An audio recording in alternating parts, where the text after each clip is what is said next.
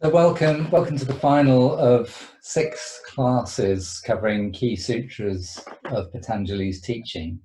And it's a bit of a disgrace on my part to try and even pretend that I could convey that much of the sutras in such a short space of time, particularly in the context of a hatha yoga practice based on postures and breathing. But we've had a go, and I was sort of wondering what to do with the last one. So I think we have covered, even though we haven't had that much time, we've covered the essence of what Patanjali is all about, which is this idea that if you can steady your mind, then your thoughts slow down, and then the space between the thoughts is a stillness, a consciousness, which Patanjali suggests from his philosophical school is a profound stillness, a profound awareness that is the same as the real you. So it's like glimpsing the real you.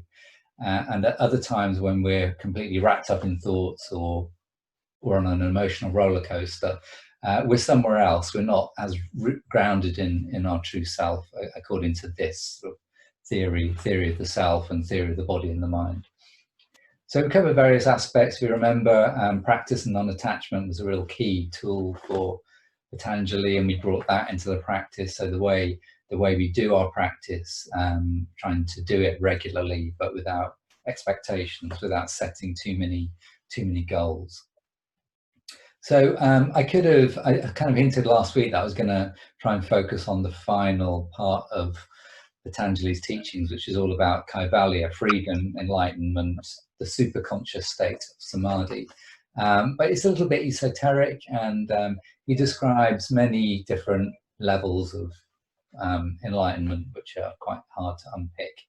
But what I decided was that everything that runs through Patanjali and the underlying principle of yoga and Buddhism is non-violence, and it's there. It's an absolute key principle to the idea of making progress in yoga and mindfulness is non-violence.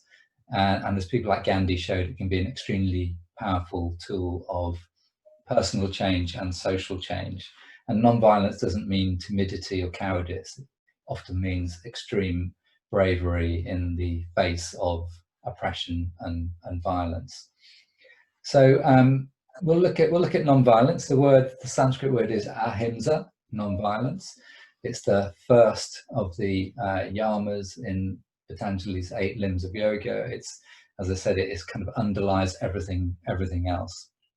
So we're going to think about being non-violent in terms of the body, non-violent in terms of the breath, and then just expanding that out for you to interpret in your own way how that translates into the way you live your life, the way you relate to people, the way you relate to nature and animals and to the environment, because non-violence can be taken to as far as you want, really, and go as far as you want. And there are some, if you've been to India, there's some really interesting traditions, like the Jain tradition, where non-violence is it's almost everything. It's not just the founding principle, but to the extent that you will see Jain pilgrims walking along a pilgrim path with a brush to sweep ants and insects out of the way as they go on their pilgrimage. So let's start by just drawing our awareness into this present moment. So be in a comfortable position, on a chair, sitting cross-legged on a chair or on the mat, just thinking about having the spine upright, and then thinking about tucking the chin in slightly, making the back of the neck very spacious, bringing the crown of the head over the center of the chest over the hips, so head over heart over hips, everything lined up to give you that feeling of space and effortlessness in your posture. If you're happy to close the eyes, or just have them downcast with a soft gaze. And take a moment to notice exactly how you feel today. And maybe, uncomfortably, just bringing into our awareness this idea of non-violence and all the ways that we may have led our lives by that principle today, and at other times when we might have strayed from it. when we become impatient or cross or irritated by something or someone. And you know, if you are looking after small children, they can be quite testing of patience. So again, you can draw this scope of non-violence right down to kind thoughts and kindness in every single action that we do, and bit by bit try and expand that field of non-violence to fill our heart, fill our being, and fill the space between us and every other being that we interact with. So with those thoughts, just allowing them to settle and becoming aware of the body, becoming aware of your posture, feeling the touch of the ground, to the chair or the mat, and then beginning to connect with your breath, breathing in and out through the nose unless the nose is blocked, and finding a real soft quality of flow to your in-breath and your exhale, and a comfortable fullness of both. So we're not going to try to do anything tonight other than a really easy breath, constantly reminding ourselves to come back to that steady flow. So we're never pushing the breath out or pulling the breath in. We're trying to connect to that real organic sense of comfort and ease. So there's no violence in the breath. It is all about smoothness, softness, nourishing.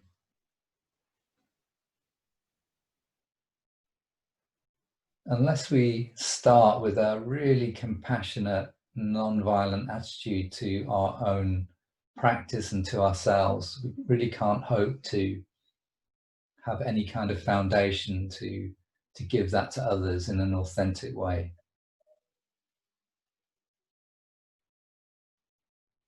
So taking just a few more good quality breaths, noticing that flow, noticing the softness, allowing yourself to enjoy that softness and flow.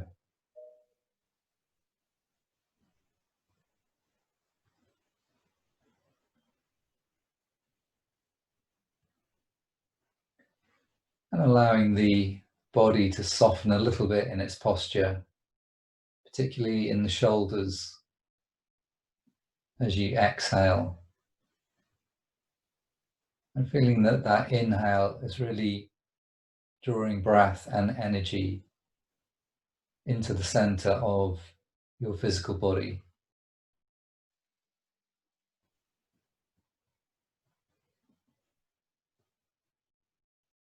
And then at the end of the next exhale, you're simply noticing any shift, that process of centering, of becoming fully embodied, fully aware of being right here, right now. And then we're going to make our way down to the mat now. And if you'd like to lie down and just take a moment to draw the knees in over the chest. And as you draw the knees in over the chest, just make sure you've got big enough support for the back of the head so that when you lie down, you're preserving that now with kind of head horizontal line of alignment between the hips, the heart and the head, and not having the chin jutted up. I know I say that almost every single week. So let's just keep the arms resting on the mat beside the body and do some gentle rocking from side to side. And as the knees go one way, keeping that chin tucked in and then rolling the head the opposite way to the knees, but in a really fluid, soft way. So again, no violence in the movement. If the neck feels stiff or uncomfortable, then contain the movement, make it soft, make it therapeutic, make it a nourishing movement for you. And then if we bring the knees together, and instead of rocking from side to side, just doing some little circles and making these circles just ever so slightly wider each time, beginning to feel a little bit of work through the abdomen here, and also feeling now that you are using the weight of the body to really shift around the back of the pelvis, around the lumbar spine, the lower back area, and giving that area a little bit of a massage, as well as working the muscles at the front that support the back of the body there. And then if we change the direction of the circles, keep them the same size, and then gently circle in smaller and smaller until you're just circling around the sacrum at the back of the body. And then reaching to hold the shins or the back of the thighs, or even interlacing the hands around the shins. Take a breath in, have the head very central, draw the shoulders back as you exhale, squeeze the thighs in towards the chest. Inhaling, just let the arms straighten, make space for the breath, still breathing with that smooth flow in and out through the nose, squeezing in on the exhale. And then only if you don't have tight shoulders, don't have neck pain, we're going to lift the forehead towards the knees for the next 2 exhales, if that feels right for you.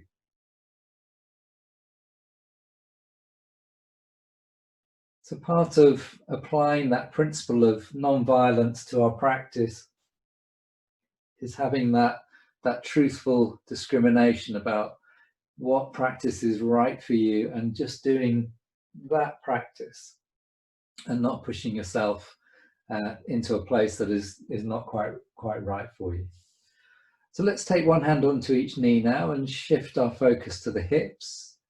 And we do this one every week, just like your breaststroke swimming action, and trying to let the arms take over from the leg muscles. So the legs feeling relaxed and soft, and that will help the tissues and the muscles around the hip socket to soften, and that in turn will help you to get this big range of movement through the hips.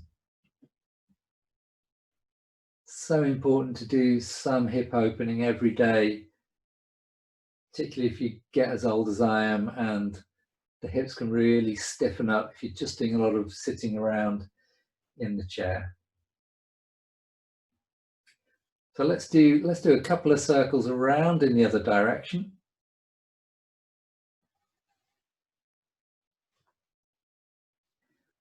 And then bring the knees together, take the legs straight, and then slide the legs away from you. Push the heels away, pull the toes back, and then breathing in, take both arms overhead, again, just as far as is comfortable for you. And you're going to be in a slight back bend now. And we're going to take up to 5 breaths here, really actively trying to lengthen the body. If you like, a bit like you on a highly violent medieval rack, but this is the non-violent version because we're doing it to ourselves. So we're just stretching ourselves out, using our own muscles to lengthen the spine, to reach out from the shoulder joint, to reach down through the heels, away from the hip joint. Put as much space into your body, into your joints as you can. Spread the hands, spread the toes, spread the bones of the feet. Press a little bit more with the shoulders to slightly arch the back, to lengthen the front of the body here. Still steadily breathing in and breathing out. And one more stretch, inhale. And then on this next exhale, we're going to bring the arms back up into the air, and we're just going to soften and release. Let the legs relax, let the thighs roll out, feet roll outwards. Just close the eyes for a moment and drop yourself into a space of softness and freedom from tension. Just see how well you can do that. If we're holding a lot of tension, if you're quite driven, you're quite hard on yourself, it can be quite a difficult thing to do, just to allow yourself to be nourished, to come into this softness, to feel restored and filled with energy and breath and relaxation. And if we go to the physiological level of this, what we're doing here is really processing out of the body chemical messengers and stress hormones to do with kind of stimulating the body and the nervous system, and instead down-regulating all of that and allowing ourselves to move back into this balanced state of homeostasis. So we're gonna bring the knees back in over the chest and take the arms out at shoulder height and do a little bit more of this rocking from side to side. So we did this last week. It's a way of entering the twist. So you're rolling the head the opposite way to the knees, and you're just taking the knees a little bit further each time, but you're keeping these shoulders down, back of the shoulder blades firmly connecting down to the mat. And then the next time we take the knees over to the right, we're going to take the feet down, and we're just going to release the weight of the legs over to the right, turn the head to the left, and soften into the spinal twist. And try and use that nourishing breath, inhale, and particularly the exhale, to invite a little bit more softening. So the twist should feel like it's gradually deepening as we hold it. We're going to hold it for about 5 breaths. We try to keep that kind of conduct a rhythm of breath that remains really flowing and soft. It doesn't invite any tension. It doesn't invite any attitudes of grasping, what we would call sort of very low level violence towards the body, of trying to push it somewhere it's not quite ready to open into. This process of asana practice is really inviting space to emerge through attitude and breath. And the posture that we take is the key to unlocking that space. As soon as we try to push, we're doing something else. We're trying to force a shape, which is an imposition of an outside idea. So really come into that space of nurturing, where it is simply, there's nothing to do here, but just breathe and soften and release into the shape that you're using to unlock the space in your body. On the next inhale, let's bring the knees and head back to center. Let's bring the knees in over the chest. Let's take a little rock from side to side, holding the shins or the thighs. And then release the arms out at shoulder height again and come back to the rocking, rolling the head the opposite way, just finding the softness through movement.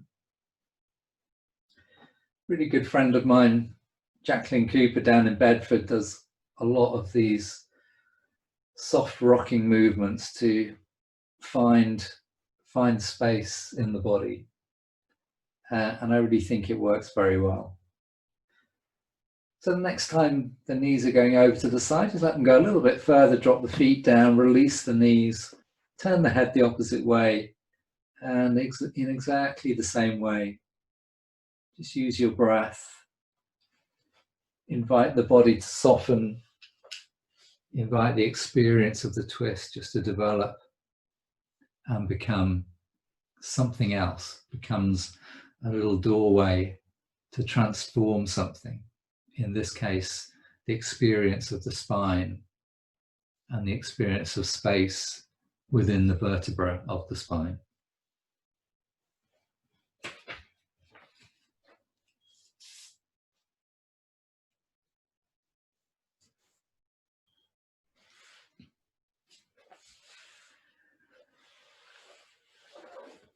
And then next inhale, bringing the head and knees back to center, and again just hugging the knees in.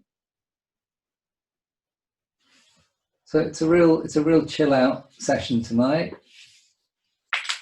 It's kind of Ibiza yoga to end before the summer break. And we're going to do that same attitude of really chilled out stretching using the belt now around the right foot. Starting in the same way we've been working the last few weeks. So breathing in, really allowing a big bend in the knee and drawing the knee in towards the right side of the rib cage. And then exhaling, inviting the leg towards the stretch and finding the stretch that has all those qualities we've been speaking about. Probably the easiest stretch to get distracted and to fall off the rails in terms of staying on the path of Ahimsa is when we come to stubbornly tight hamstrings, and the overwhelming temptation is to really push into those tight muscles to try and lengthen them. But as we've been talking about in previous classes, every time we do that, every time we really try and force the hamstrings to lengthen, they simply recoil, they simply develop a lot of new tension to resist the stretch. So actually, if you really let them soften on that inhale and explore the space with your attitude of Ahimsa on the exhale, you'll find that they will stretch out much more quickly. So on this next exhale, we will just hold the stretch, and the belt should be towards the toes, just on the balls of the feet there, so that the ankle is fully pulled back into this, what we call dorsiflexion position, toes towards the face. So the calf muscles are also being stretched. And if you're quite flexible, the leg could be pretty vertical or even tracking in a little bit. But just watch about that temptation to use the arms, tighten the shoulders, trying to pull that leg in. Don't let that happen. Slide the shoulders back and down. Keep the arms soft. Just really, really carefully and gently guide that leg to explore a sustainable stretch. And then on the next inhale, we'll let the knee bend. We'll just take the belt off for a second and we'll slide both legs straight. And we'll give both legs a little jiggle and then relax them and try to feel in a very real sense the difference between the right and the left leg. That sense of space, maybe warmth, maybe a number of other sensations in the right leg. Probably if you looked really closely, the right hip would now be slightly more turned out. The leg will be more turned out because the right hip is released more from that very mindful stretching. And then we'll come back in. We'll take the belt around the left foot and inhaling, knee in over the chest, and exhaling, coming into your stretch. If you're really used to using your Ujjayi breath, then please feel free to use that, but I don't really mind. I just want it to be a soft, nourishing breath tonight. And just occasionally, in some of the more vinyasa styles of yoga, you can get a Ujjayi breath that verges on being so driven and rhythmic that it is no longer soft and nourishing. It's become quite sterile-like, quite stiff and unhelpful ultimately in finding space in the body. So we're just breathing in and breathing out into the stretch of the left leg. And once more. And then coming into holding that stretch. Using the belt. Just checking that the sole of the left foot is absolutely facing the ceiling, that you're not pulling on the right arm, turning the foot in. So you can use the hands just to change the foot's orientation slightly so it's really neutral. And when the foot is really neutral, it means the stretch down the back of the leg is very even through the complex sets of muscles and connective tissue that connect the heel to the sit bone of your left hip.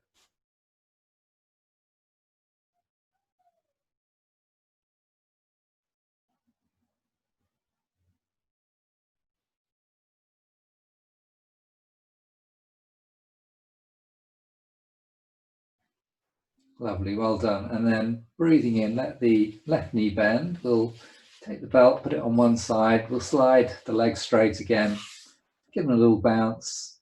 And again, just release them into softness. You know, where can you feel that? Just ask yourself that. Right leg and left leg probably feeling quite similar. Is there a sense of space and release coming higher than the legs? So we work on the legs, but everything around it, the body is one holistic system. So often when we do that stretch, we feel a sense of space or warmth or release all the way up through the back of the pelvis and through the lower back. So we're going to bend the knees in now and just roll onto our side and come onto all fours. You can do a little bit of cat. So you're gonna pad the knees, and if you've got any wrist or shoulder issues, you're gonna raise the wrists or the shoulders by using the seat of your chair or something similar that's also very stable. And I think I see the most regular offences of violence against the body is people kneeling on very thin yoga mats and hard floors and putting their knee joint into an uncomfortable place. So don't let that be you in a class about Ahimsa. That would just be wrong on every level. So remember, hands in front of the shoulders so the wrist joint is happy. And we're just going to begin to move with the breath, exhaling, arching up.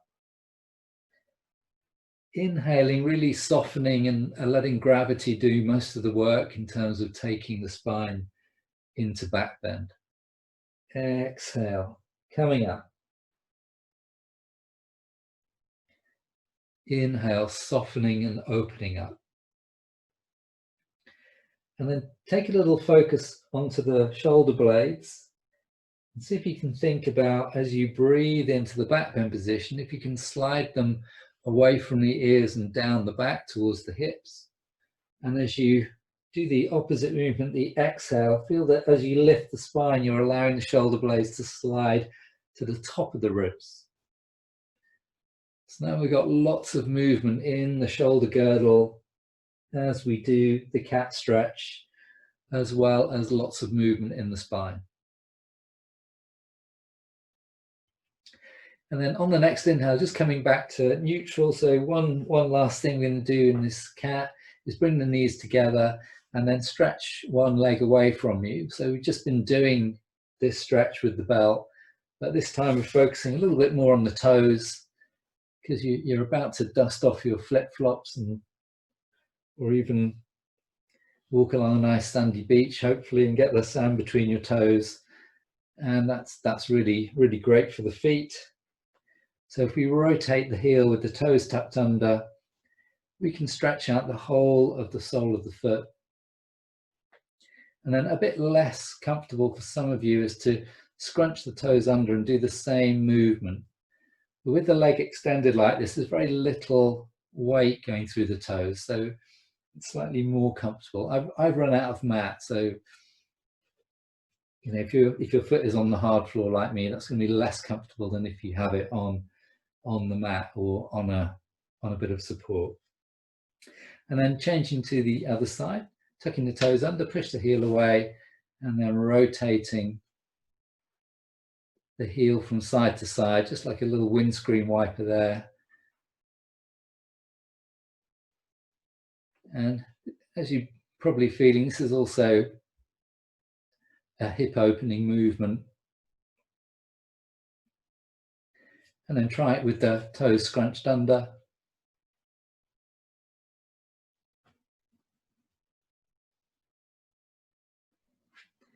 And then bring the left leg back, slide the hips back towards the heels, elbows down, make a pillow with the back of the hands, rest the forehead down, for a moment and just soften everything, soften the spine.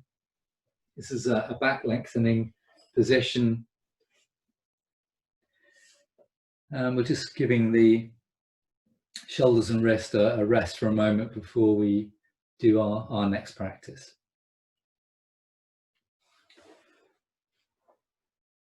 Great. So our next practice is two back strengtheners. So we're going to do exactly the same little pillow with the back of the hands for the forehead, but you could rest your forehead on a yoga block. You just want something so your face isn't going down onto the mat. And then you're going to have their legs about hip width apart, stretching away. And if you rock your pelvis from side to side, you really feel that the front of the pelvis is well grounded, well connected to the mat below you. And then slightly press the front of the pelvis down. That will engage the pelvic floor and the glutes here, which will just go a little bit firmer. And then take the forehead down and breathing in, lift the straight right leg about 6 to 12 inches up off the mat, but no bending at the knee. And exhale, lower. Inhale, left leg coming up. Exhale, lower. So just do that for a few more breaths. Feeling as much that you are trying to stretch the leg away from the hip as you are lifting it. And that will really focus the muscle work on the glute area. That's the area we're strengthening. And that will have a positive effect, both going up the spine to the lower back, but also down through the legs to the leg lifting, which stretches the hip flexors at the front. If that gets too tiring, don't do too many more. Otherwise, we're just going to finish. One more right leg. Inhale, exhale, lower. One more left leg. Inhale, exhale, lower. And then use the hands to push yourself up and back.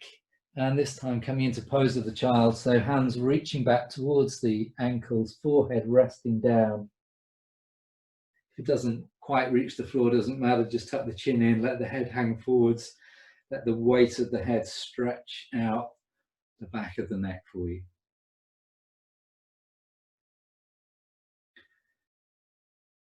So if you've got lower back stuff going on, that one and the next one are pretty safe, strengthening practices, kind of thing you'd be asked to do as part of back rehabilitation and prevention. But also when you have problems like that, then that attitude of ahimsa and really looking after ourselves in everyday life becomes that much more important. So for this second one, we're going to use more upper back muscles. So take the elbows away from the body and the hands quite a bit wider than the shoulders. Again, legs are hip width apart. The legs aren't going to lift now. So we're going to exhale, take the forehead down towards the mat. And then breathing in, try to come up using your back muscles so that the elbows lift off the floor, and then exhale, lower them back down. Inhale, lifting the chest. So notice I'm not lifting the head, not trying to look forward. If I lift the head and try to look forward, I'm just going to hyperextend and crunch the back of the neck. So instead, think about a long line going from the pelvic floor up through the center of the spine, out through the crown of the head, and you're just creating a gentle arch, a gentle smile shape with the body. Quite a low back bend, a shallow upside down arch. And up to 2 more if that's feeling okay. And if it's not feeling okay, just releasing into the same pose of the child, release pose that we just did. And everybody coming into that now. Exhale and soften and release.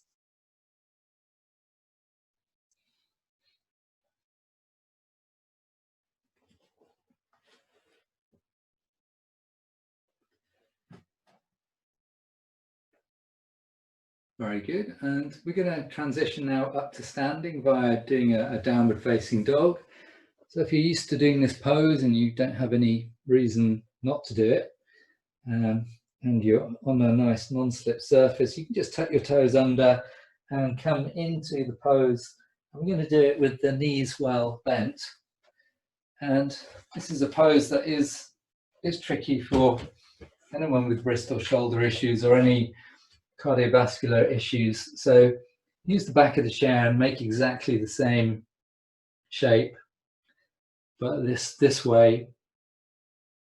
Head is not lower than the heart. It's not an inversion, and you can get all the benefits of the pose without any of the problematic areas. So keeping the knees bent, whichever position you're in, lift the sit bones as high as you can up towards the ceiling, and at the same time feel that you're just slightly drawing in the lower abdominal muscles. Feel free to drop the knees down if you're doing the full version from the floor and you feel like you've taken a lot of weight through the arms and shoulders already. So take rest as you need it. And then when you're ready, coming back up one last time. And for this last one, you can just do a little bit of walking the dog, but only if you can maintain this perfect length and integrity in the spine. The spine is absolutely neutral and flat as we do this movement. And if we exhale as we stretch one leg and exhale as we stretch the other, again, we'll be working with that same principle of releasing into space on the out breath. Lovely. If you're working on the floor, just drop the knees down, take pose of the child. If you're using the back of the chair, just walk the feet in and come up to standing. And then those who have rested in pose of the child, when you're ready, coming up to standing as well. And we'll just do a little bit of releasing the shoulders after that cat and dog work.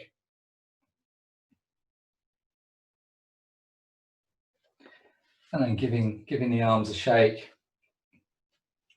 Bring the fingertips onto the tops of the shoulders now and circling the elbows to get that full range of movement into the shoulders.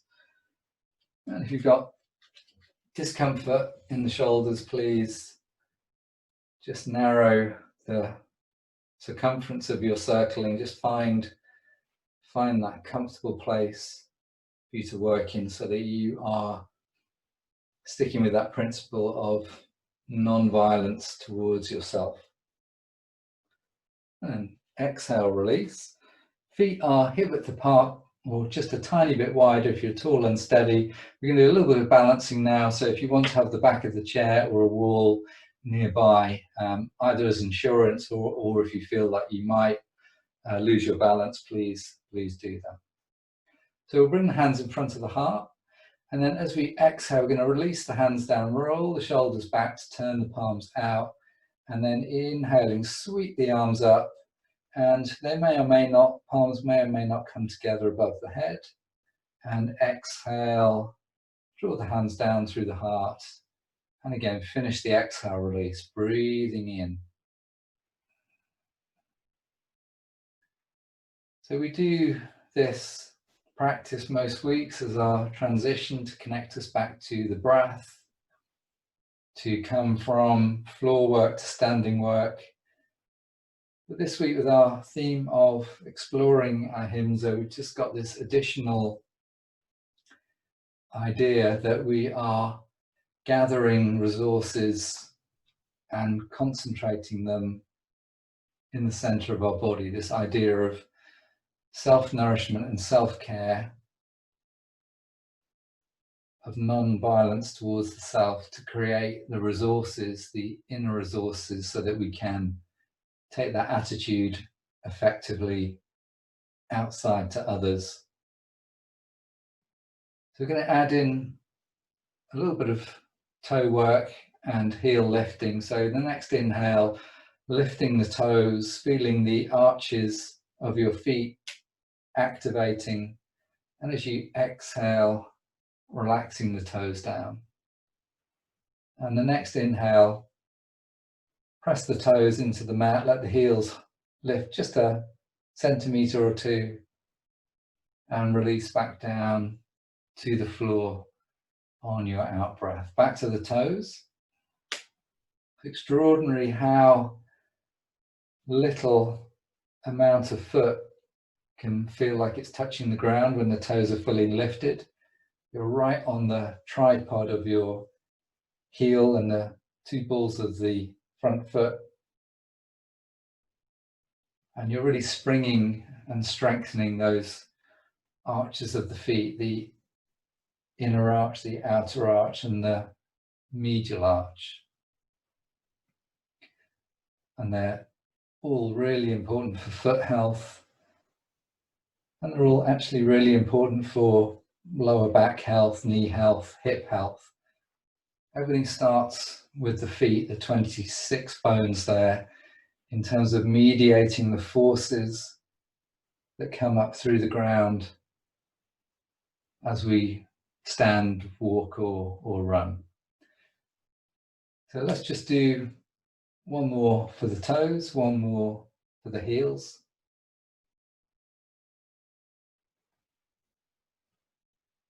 Keeping that fullness of breath.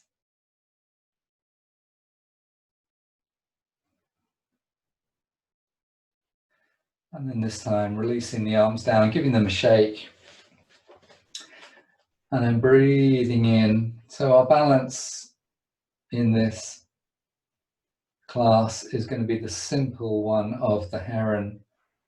So starting with the arms, rising and falling with the breath, and then just beginning to shift the weight, lifting the heel on the inhale, lowering it on the exhale, other heel.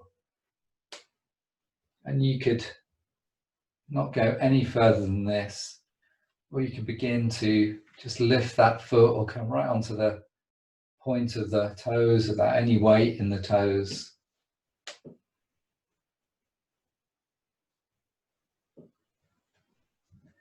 And making this movement as graceful as you can.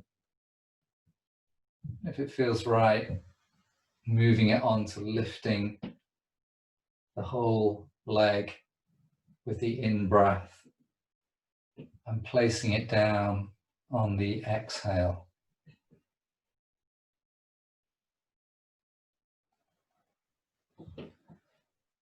There's something very nourishing and rewarding about these very simple practices where the breath and the mind can absolutely yoke together,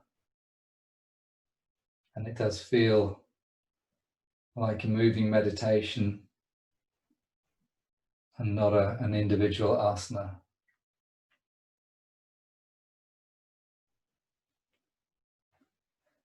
So finishing with the left leg, and then releasing down, giving the arms and legs a shake. So we're going to do a little sequence that I've created for you, which is, without being too sort of cuddly and superficial about the whole concept of non-violence. It's just that idea of you interpreting how the inner resourced non-violent you might engage outwards. So the little vinyasa includes a pushing forwards with the arms. It involves a pulling back of the arms to represent going the future and the past, but also moving forwards, moving backwards when we need to. And then a little bit of coming out to the side, to both sides, and then reaching up and then reaching down. So through that, we're kind of saying this principle of non-violence, we send it out everywhere. We send it up and down, forwards and backwards, out to the sides. It is something that is radiating from the heart and from the center of our being. Is an underlying principle of everything that we're doing in the class. So we're just going to have a go at, I'll talk you through that sequence, and then it's simple, and then we'll do a few rounds where you can do that at your own pace. So breathing in, this one you're used to. We're going to breathe in and reach up, bring the palms together, and then breathing out, bring the hands to the heart. This reminds us that everything is coming from the heart. And then we're going to step the left leg back, and we're going to breathe in and just bend the right knee slightly, not a big bend, pushing the hands forwards. And exhale, coming back to the heart, step the legs together, and then step the right leg back and pushing back with the palms. And you can interlace the hands there when you've done a couple of rounds if you want a slightly stronger stretch for the shoulders. And come back to the heart, and then working on the other side. So stepping forward with the left leg now, pushing the hands forwards. Exhale, back to center. Exhale, pushing back. Inhale, back to center. Stepping out to the side and slightly bending the knee. So this is like a mini warrior two, and pushing out, looking right. Inhale to center. Exhale, pushing out to the left. Inhale to center. Breathing in, sweeping the arms up. I'll just crouch a little bit. So I'm trying to push the palms up towards the ceiling just so you can see that. And then exhale, bending the knees. Real bending the knees, keeping the back flat and taking the hands towards the floor. If they don't reach the floor, just palms pushing down towards the mat, or even reaching and pressing into the floor. Bend the knees, sweep the arms up, and exhale, back to the heart. So I'll take you through that one more time. It's basically warrior one forwards, warrior one back, warrior one forwards, warrior one back on the right and left sides. And it's warrior two, pushing to the right, warrior two, pushing to the left, reaching up, pushing up to the ceiling, folding forward, pushing down to the earth. Okay, here we go. Breathing in, sweep the arms up, gather your energy. Exhale, palms together in front of the heart. Inhale, step the right leg forward, pushing forwards into the future. Exhale, back to center. Inhale, step the right leg back and push, exhale, push back. Inhale, back to center. Exhale, left foot forwards and push. Inhale, back to center. Exhale, step the same leg back and push back. Inhale to center, little mini warrior two. Pushing out to the right and the head. Inhale, back to center. Exhale, pushing left. Inhale, back to center. Inhale, sweeping out, palms pushing up towards the ceiling. Exhale, bend the knees and pushing down to the ground. Let the head hang. Inhale, flat back, sweep the arms up. And exhale. So we can do two more of those at your own pace. I'm just going to do it in case any of you felt that that was a little complicated to memorize in 2 rounds. So if you feel confident, just go ahead.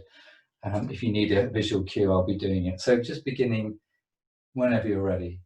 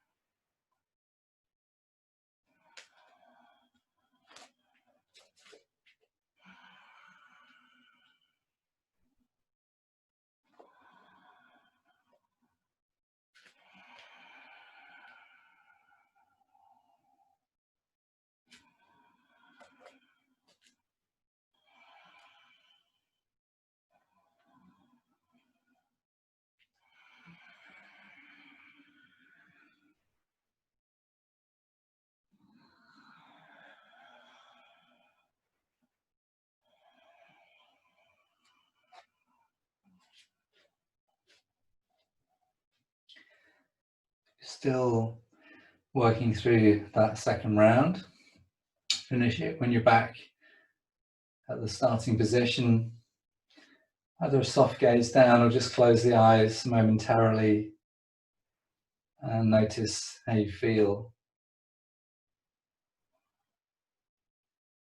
Warriors are a powerful expression of courage and bravery, and often expressions of non-violence, particularly in when we encounter unacceptable views and discrimination.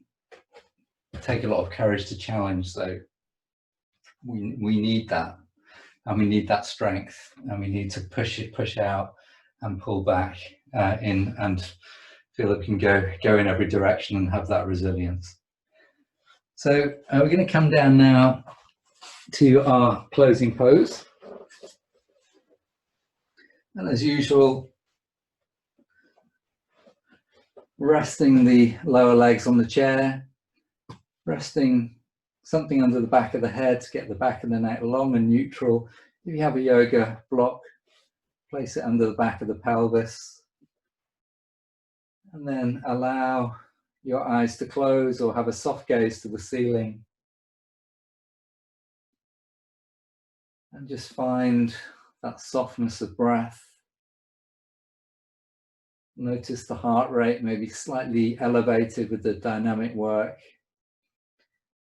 but now beginning to slow as you settle,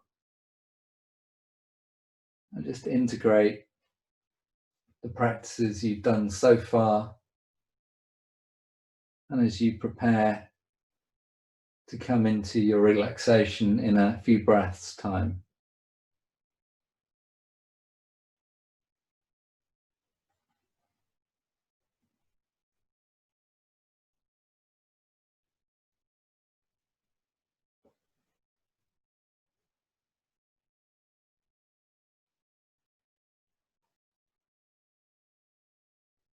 So in the next breath or two, just think about releasing off from the chair and come into a relaxation position that's going to be comfortable for you, knees bent or legs straight, or even lying on your side, whatever you need to do to feel fully supported and relaxed.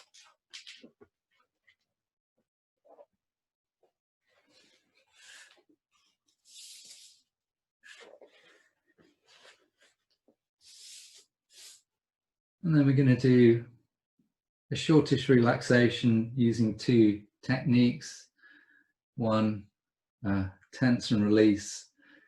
And then we're just going to use a little bit of silent affirmation wrapped around our class theme tonight. So on your next inhale, just tense the right leg. If the right leg is straight, you could tense it and maybe just lift it a centimetre off the floor. And as you exhale, soften and release the right leg down onto your mat. On the next inhale, tense the left leg, lift it slightly off the mat. And exhale, release and soften. Awareness to the right arm and shoulder, just roll that right shoulder down, extend through the arm, through the fingers, spread the palm. If you want, you can lift the arm slightly off the mat and exhale, soften and relax. And the same with the left arm and the left shoulder, breathing in, stretching, tensing, lifting slightly, exhale, soften the shoulder, the left arm and the left hand. Bring your awareness to the pelvis, squeeze and tighten all the muscles around the pelvis. Feel as if the pelvis lifts slightly as you tense those muscles. And as you exhale, allow them to soften, allow the weight of the pelvis to settle into that softness. Breathing in, take a slightly exaggerated inhale to really widen and lift the rib cage, stretching the muscles between each rib And a long, slow exhale, allow the rib cage to soften and close in slightly. Breathing in, feel as if you are subtly lengthening the back of the neck, stretching through the crown of the head. And breathing out, roll the head to the right. Slowly and mindfully, inhale, bring the head to center, and exhale, roll the head to the left. Inhale, bring the head to center, slightly tuck the chin in, stretch through the crown of the head. Next inhale, squeeze and tighten all the muscles of the face, screw up the eyes, wriggle the jaw, and exhale, soften and relax the face, relax the jaw. Let the tongue lie softly in the mouth. And now invite the body to be in stillness and softness. Anytime you feel any discomfort arising or an itch, just move, deal with it, come back to that softness.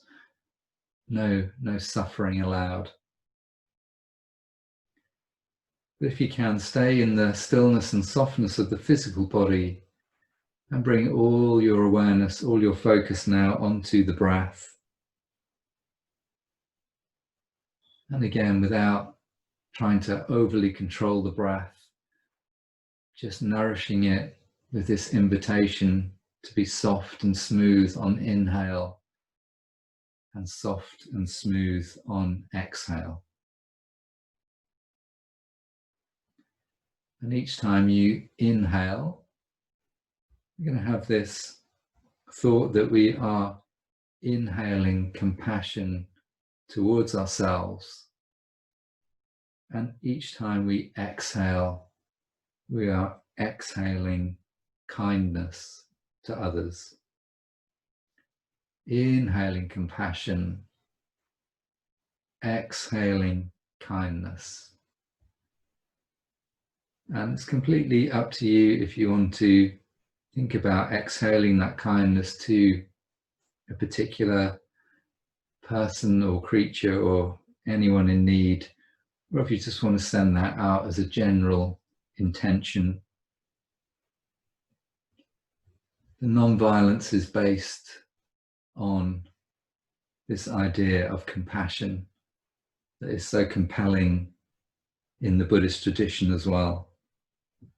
And that compassion starts with ourselves and leads to the expression of kindness in thought and word and deed in the way that we then live our lives. Inhaling compassion, exhaling kindness. And continue to do that for 5 more breaths.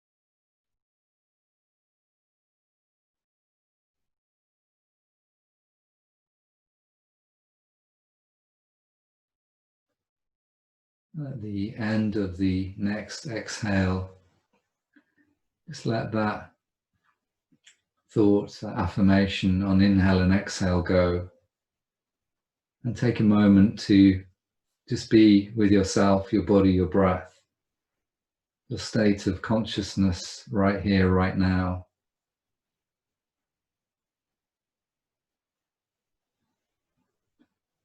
And in a mindful way, just hold all these things in your awareness in a neutral, non-judgmental space.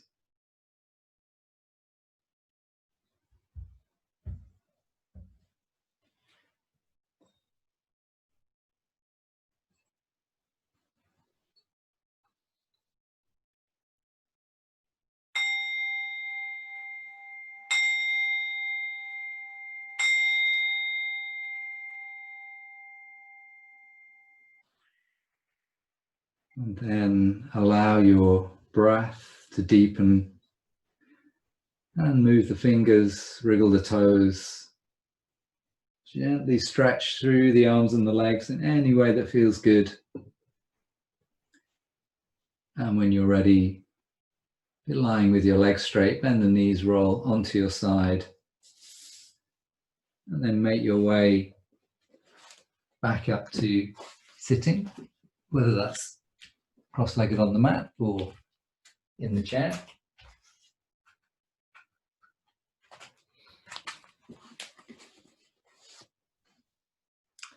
Thanks very much for joining me tonight, and I will see you again in the next class.